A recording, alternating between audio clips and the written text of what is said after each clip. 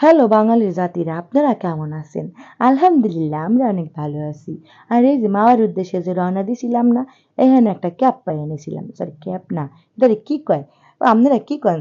ওই যে প্রাইভেট কারে পাওয়া যায় ঠুসঠাস, ওই রে কি কন আপনারা? আমি তো ক্যাবই কই মাঝে মাঝে। Taxi taxi. তো ট্যাক্সির থেকে নাইমা বাইরে একটা অটোতে নিয়ে নিলাম। মানে মাওয়া হার লিগে। জামাইয়ের মানে আমার পোলার না ওই দিনকে এমন জ্বর আইছিল, কিন্তু আমরা বুঝতে পারিনি। যদি বুঝতাম জ্বর জড়াইতেছে, আর ম্যাচ ম্যাচ করতেছে শরীরটা, তাহলে মাও আর যাইতাম না, বাসায় চলে যেতাম। আমার পোলাটায় বারবারই কইতেছিল, আম্মু গাড়িতে আমার শীত করে।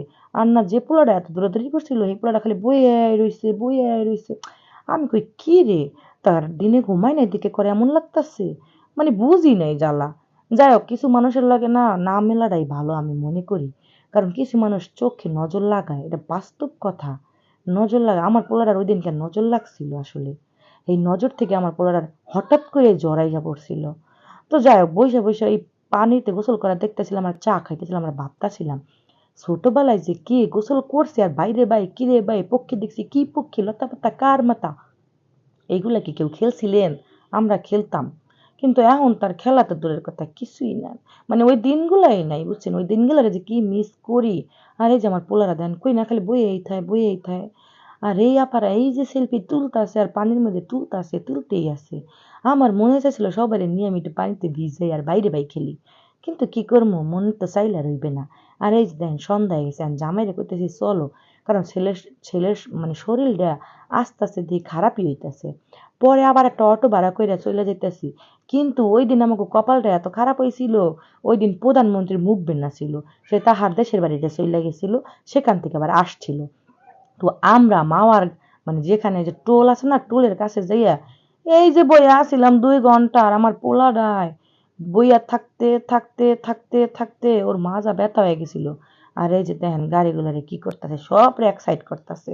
প্রধানমন্ত্রী আইব বললা কথা, হ্যার জন্যই তো এত সুন্দর সুন্দর রাস্তা ঘাট পদ্মার ব্রিজ দেখছেন। ও ভালো করলে তো আবার আপনারা ভালো কইবেন না। আর যে আপনাকে ভালো করবো না, হ্যাঁ ভালো করবেন, কারণ আমরা বাঙালি, বুঝছেন? আমগো এটাই স্বভাব। আর এই যে আমাদের প্রধানমন্ত্রীর গাড়ি যেতেছে, ও মা যে দূরেতে ছুটতেছে, আমি তো কিছুই দেখতেছি না। আমার যে তার সাথে দেখা করার কি ইচ্ছে, কিন্তু মনে হয় না কোনোদিন পূরণ হবে। যাই হোক, ইচ্ছা তো সবারই থাকে। আকাশ ছোঁয়ার কেউ কি সইতে পারে কন?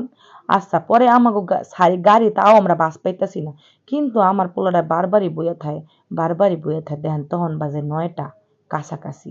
পরে একটা বাস পাই আমি উঠতে লইছি। আমার জামাইরে কইছি ভাড়া বেশি হইলো উঠো, কারণ পোলা দোনোটার অবস্থা কাহিল হয়ে গেছে, সারাদিন ঘুরতেছে। আর আমার বড় পোলার জ্বর আইছে, ওই দিন ঘুমিয়ে গেছে আমার বাবা।